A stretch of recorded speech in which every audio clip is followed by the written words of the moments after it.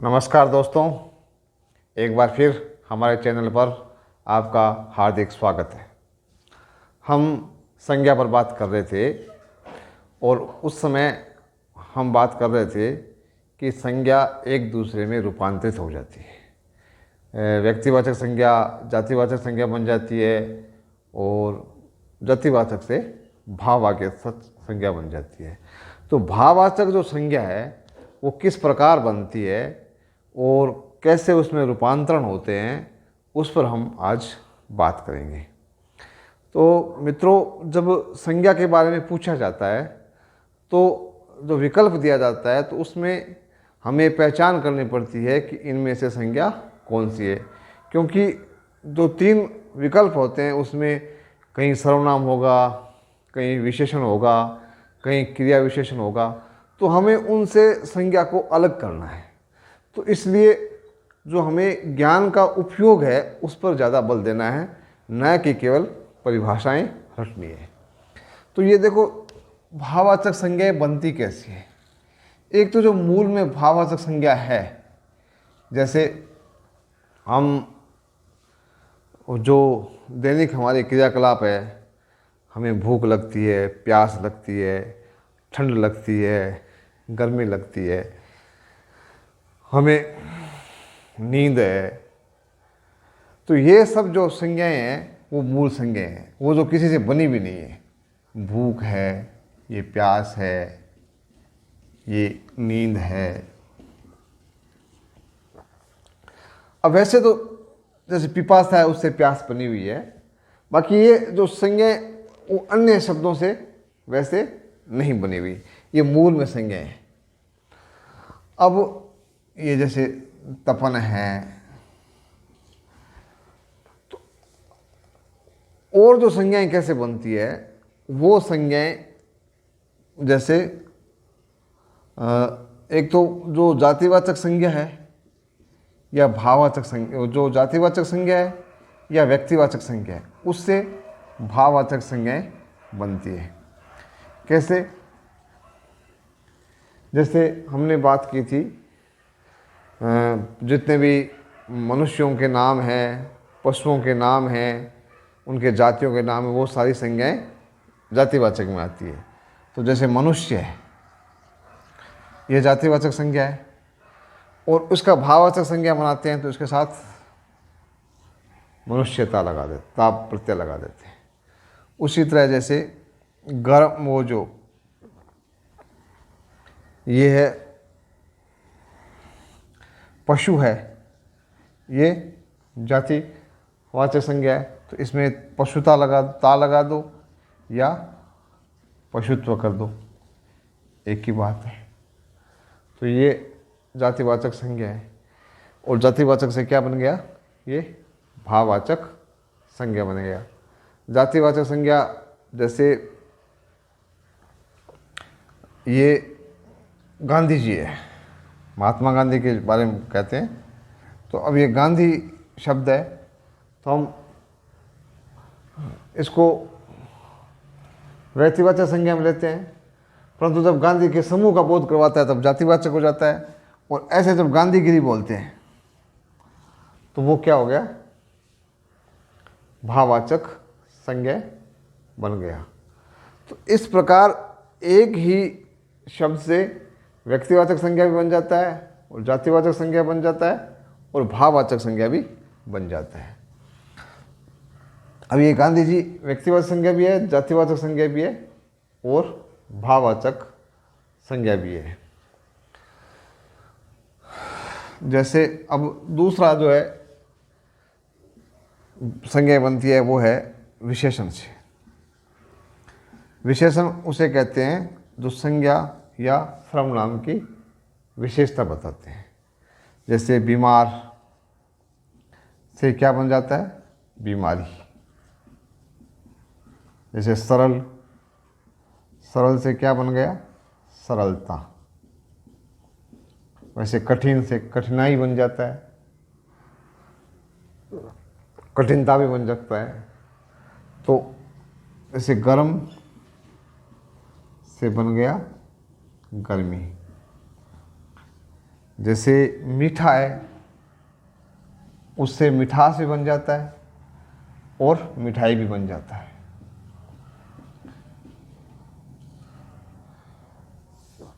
जैसे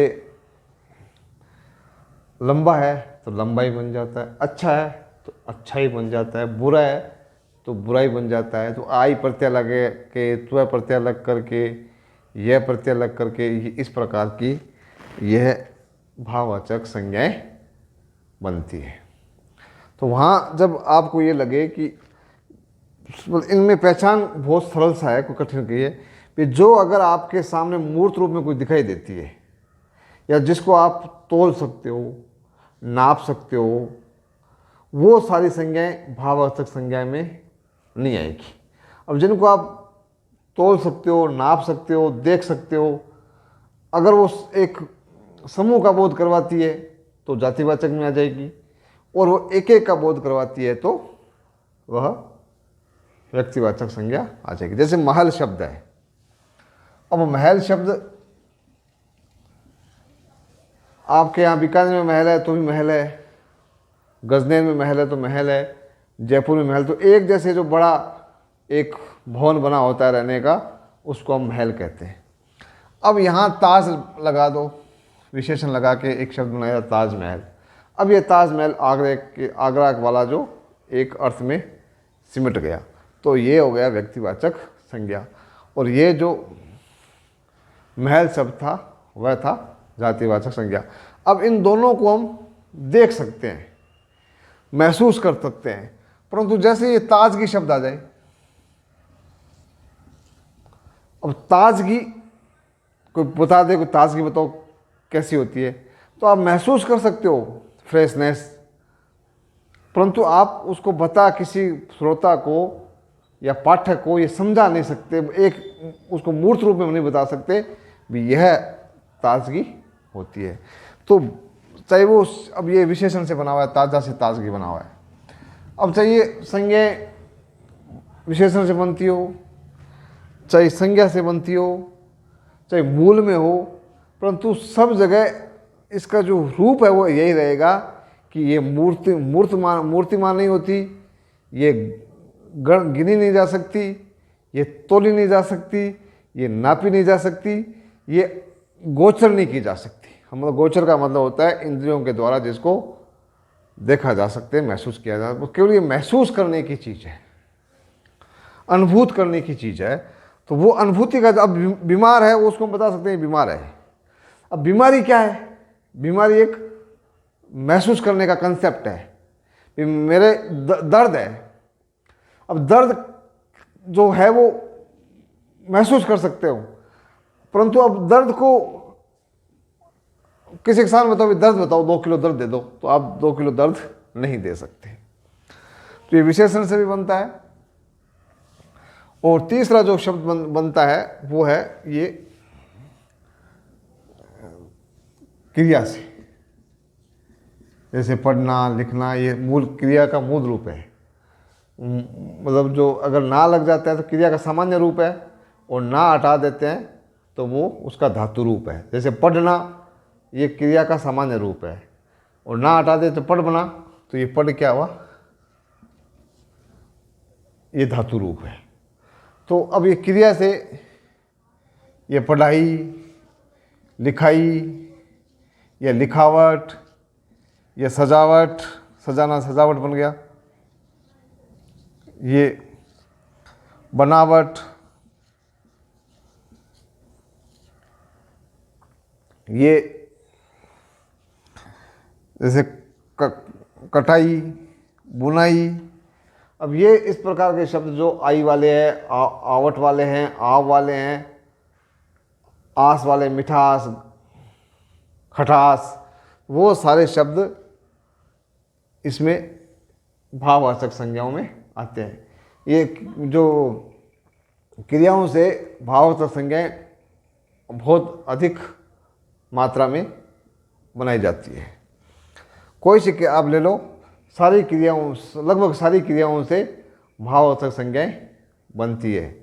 जैसे आपने क्रिया ले लिया चढ़ना, तो ये चढ़ाई बन गई, फिर चढ़ाव बन गया, और ले लो क्रिया उतरना तो उतराई, उतराव। क्रिया ले लो जड़ना तो जड़ाव, जड़ाई। तो आप ये खुद महसूस कर सकते हो कि इस प्रकार, मतलब यहाँ अगर मैं श्वेत पट पर लिखने लगूँ तो सैकड़ों मुझे श्वेत पट आपको यहाँ दिखाने पड़ेंगे। बस ये इसका कंसेप्ट यही है कि मोटा मोटी जो आई है, आव है, आवट है, ये यह प्रत्यय है, त्व है, ये एक वो जैसे समाज है तो सामाजिकता बनता है, वो जो उसमें जातिवाद संज्ञा से बनता है। तो मान लो कई जगह ता प्रत्यय है, वो सारे के सारे ये भाववाचक संज्ञा बनाने के काम आते हैं। भाववाचक संज्ञा भाषा का विकास है, ये भाषा का एक सूक्ष्मता का अंतिम चरण है। मूल में क्या होता है कि व्यक्तिवाद संज्ञा बनती है, जैसे ये व्यक्तिवाद संज्ञा के साथ साथ जातिवाद संज्ञा बनती है। जैसे पहले किसी कोई ने जब मनुष्य ने जब शुरुआत की थी भाषा की, तो उसने इसको नाम हाथ दिया, पैर दिया, मुंह दिया। तो अभी वैसे वैसे दूसरों को देखे तो उनको भी उसने वही नाम देना शुरू कर दिया। जैसे मेरे उसने हाथ देखा, शुरुआत में मान लो एक आदिम मानव की हम कल्पना करते हैं, तो उसने देखा हाथ हाथ हाथ, ये हाथ बना। अब देखा ऐसा ऐसा हाथ इसके भी है तो उसको भी हाथ कहा गया, ऐसा क्या ऐसा उसका भी है तो उसको हाथ कहा गया। तो हाथ ये जातिवाचक संज्ञा बन गया। अब हाथों से ऐसे हिलमिल के बातें करते हैं तो उसको हथाई शब्द बना, यहाँ राजस्थानी में बोलते हैं, तो वहाँ से वो हथाई शब्द किस में आएगा? भाववाचक संज्ञा में। तो अब ये जो शब्द इस प्रकार बनते हैं, अब हाथ है, पैर है, नाक है, आंखें हैं, ये सब जातिवाचक संज्ञाएं हैं, क्योंकि ये एक समूह का बोध करवाते हैं। एक जिनका जैसे आंख का धर्म है देखना, तो आंख जो धर्म, ऐसे धर्म वाली जितने जितने सबके लोगों के पास दो दो ये बनी हुई है, उन सबको हम कहते हैं आंखें। तो ये हुआ जातिवाचक संज्ञा। और किसी एक ही आंख होती तो हम उसको जाति व्यक्तिवाद संज्ञा कह सकते थे। तो अब ये भाषा की ये प्रक्रिया है, जो भाषा का जो सूक्ष्म चरण है वह है भाववाचक संज्ञा। तो अभी हमने क्रिया से कर लिया, विशेषण से कर लिया और संज्ञा से कर लिया। तो इस प्रकार ये भाववाचक संज्ञाओं का निर्माण होता है। तो अब जो सर्वनाम है उससे भी भाववाचक संज्ञाएं बन जाती है। जैसे चौथा सर्वनाम, एक सर्वनाम है हमारा संस्कृत में अहम। अहम, अवाम, वयम। अहम का मतलब मैं, फिर अवाम का मतलब हम दोनों, वयम माने हम सब। तो अहम से बन जाता है अहंता, और उसी से कार प्रत्यय लगाते हैं तो अहंकार। उसी प्रकार मैं से बनता है मम, ये ऐसे का अहम का ही रूप है। मम माने सस्ती, मतलब मेरा, और इससे बन जाता है ममता या ममत्व। तो त्वम का रूप है एक अपना, तो उसी से बन जाता है आप, फिर अपनापन। तो ये कहने का ये मतलब है कि जो भाववाचक संज्ञाएं हैं वो सभी शब्दों से निर्मित की जा सकती है। संख्या ज़्यादा है इनकी, क्रियाओं की और विशेषणों की, इनसे ये भाववाचक संज्ञाएं अधिक बनती है। कुछ तो जो क्रिया विशेषण उससे भी बन जाती है, जैसे ये धीमापन, जल्दबाजी, ये सब उससे क्रिया विशेषण से बन रही है।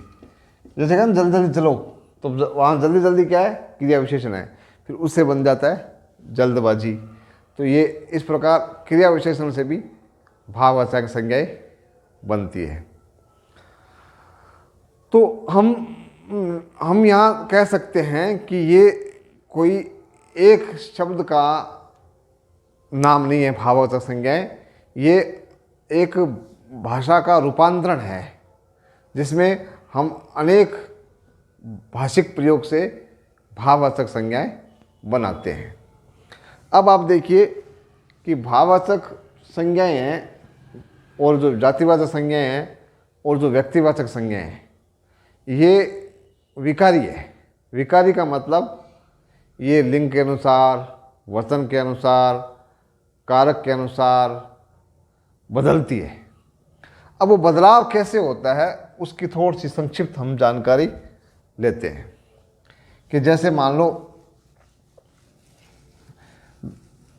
एक शब्द है लड़का। अब लड़का संज्ञा है और कौन सी संज्ञा है? जातिवाचक संज्ञा है। तो अगर स्त्रीलिंग में तो क्या हो जाएगा? लड़की। और उसी प्रकार अगर इनमें वचन का भेद करना है तो लड़का क्या हो जाएगा? लड़के। अगर कर्ता कारक है और ने लगना है तो क्या बन जाएगा? लड़कों ने किया। उसी प्रकार लोग, और यहां पर ने लगाना है तो क्या हो जाएगा? लोगों ने। तो ये संज्ञा शब्द में इस प्रकार विकार आता है। अब थोड़ा सा विकार का और रूप देखते हैं हम कि अगर शब्द स्त्रीलिंग है और उसका हम बहुवचन बनाते हैं, वचन बदलते हैं, तो जो भी इकारांत है, जैसे लड़की है और उसका इकारांत बहुवचन बनाना है तो क्या बनाएंगे? ये लड़कियां। ये ध्यान रखना। इसमें हम गलती करते हैं कि यहाँ ये चंद्र बिंदु नहीं लगाते, यहाँ चंद्र बिंदु लगेगा। जैसे कलम है, अगर इसका हमें बहुवचन बनाना है तो क्या बनेगा? कलमे। कलम मतलब ये जो पेन, ये तो इसका बहुवचन बनाना गए तो कलमे। अब आप जैसे ये तो था, अभी हमने बदलाव किया, ये एक वचन बहुवचन से किया। यहाँ पर हमने लड़का लड़की किया लिंग वचन के अनुसार। अब हम देखते हैं कि जो कारक में भी बदलाव आता है। जैसे ने लगना है तो बहुवचन में ये त्रियक परिवर्तन होगा, यहाँ पर ओंकारांत हो जाएगा। जैसे घोड़ा है, अगर सीधा बहुवचन है तो घोड़े हो जाएगा, घोड़ा घोड़े। परंतु जैसे घोड़ों ने दौड़ना शुरू किया तो यहाँ जैसे ने आएगा तो यहाँ आ जाएगा घोड़ों। जैसे मान लो ये तो आकारांत था तब इस प्रकार बदलाव हुआ। अब बिना आकारांत ले लो, गाय, गाय, इसका बहुवचन हो जाएगा गायें। अब गायों ने दौड़ना शुरू किया तो फिर ये गायों हो जाएगा। अब मान लो स्त्री शब्द है, ये स्त्री, और इसका बहुवचन क्या बनेगा? स्त्रियां। जब भी ध्यान रखना, जब बहुवचन बनाता है तो यहाँ की जो एक मात्रा है वो ह्रस्व हो जाएगी। अब वही ने लगाए, स्त्रियों ने भागना शुरू किया तो ये स्त्रियों ने। तो जब भी ये ने लगता है तब वहाँ आपको ओंकारात लगेगा और उसमें अनुनासिक का प्रयोग होगा। तो जो संज्ञा है उसमें कितने प्रकार से बदलाव होता है? देखो, लिंग के अनुसार, ये वचन के अनुसार, ये कारक के अनुसार,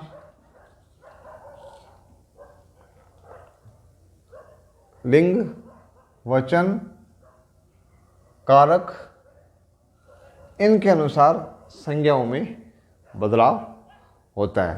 चाहे वो संज्ञा जातिवाचक है, चाहे भाववाचक है, चाहे व्यक्तिवाचक है। क्योंकि संज्ञा शब्द क्या है? विकारी शब्द है, और विकारी का मतलब ये होता है परिवर्तनशील। जिसकी शब्द के निर्माण में ही परिवर्तन छिपा हुआ है उसे कहते हैं हम विकारी शब्द। तो जैसे मान लो अब संज्ञा शब्द परिवर्तनशील होता है, विकारी होता है, उसके स्थान पर मान लो ये जो समुच्चय बोधक शब्द है या संयोजक शब्द है, तथा, एवं, पर, लेकिन, परंतु, इनमें कभी भी कोई बदलाव नहीं आता। तो इनको कहते हैं परंतु, लेकिन, तथा, एवं। इन शब्दों में कोई भी परिवर्तन कभी नहीं आता, न वचन से बदलते हैं, न लिंग से बदलते हैं, न कारक से बदलते हैं। तो इनको कहते हैं हम अविकारी। ये कहलाते हैं अविकारी। तो 4 ही तो विकारी शब्द होते हैं और 4 ही अविकारी शब्द होते हैं। तो अभी हमने जो बात की है वो कैसे तो भाववाचक संज्ञाएं बनती है, उनमें जातिवाचक संज्ञाओं से भाववाचक संज्ञाएं कैसे बदल जाती है, और आगे हम बात ऐसा भी करेंगे कि ये जो संज्ञाएं हैं ये भी विशेषण बन जाती है। कैसे? जैसे भूख है, उसे भूखा बन गया तो ये विशेषण बन गया। प्यास है, उससे प्यासा बन गया तो ये विशेषण बन गया। तो अब ये जैसे लड़का है, लड़की है, इससे लड़कपन बन जाता है। तो लड़कपन बनते ही क्या हुआ? भाववाचक संज्ञा बना। और लड़का लड़की है तो क्या हुआ? जातिवाचक संज्ञा हुआ। तो एक जो शिव शब्द है, मान लो शिव क्या है? भगवान शिव है, ये व्यक्तिवाचक संज्ञा है, जातिवाचक संज्ञा है? व्यक्तिवाचक संज्ञा है, शिव जी का नाम है। अब जैसे शिवत्व कहते हैं, क्या हुआ? भाववाचक संज्ञा हुआ, मांगलिकता को कहते हैं। जैसे शिशु है, छोटे बच्चे को कहते हैं, कौन सी संज्ञा है? व्यक्तिवाचक है कि जातिवाचक है? किसी का नाम है शिशु तब तो व्यक्तिवाचक संज्ञा, और शिशु छोटे बच्चे को कहते हैं तो भाई जातिवाचक संज्ञा। अब शिशुता क्या लगा दो, क्या होगा? भाववाचक संज्ञा। वैसे ही बच्चा क्या हुआ? जातिवाचक संज्ञा। बचपन कर दो, भाववाचक संज्ञा। बचपना कर दो, भाववाचक संज्ञा।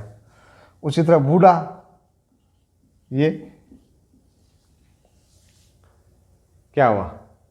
जातिवाचक संज्ञा। विशेषण के तौर पे काम आता है, जैसे बूढ़ा आदमी, परंतु ये जातिवाचक संज्ञा भी कह सकते हैं इसको। अब बूढ़ापा कर दो तो ये क्या कहलाएगा?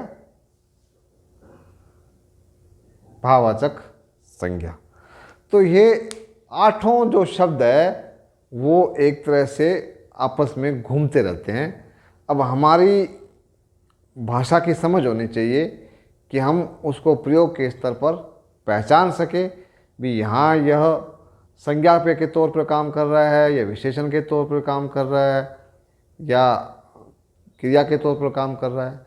तो एक ही शब्द, जैसे मान लो पढ़ाई है तो पढ़ना है वो क्रिया है, पढ़ाई आते ही भाववाचक संज्ञा आ गया।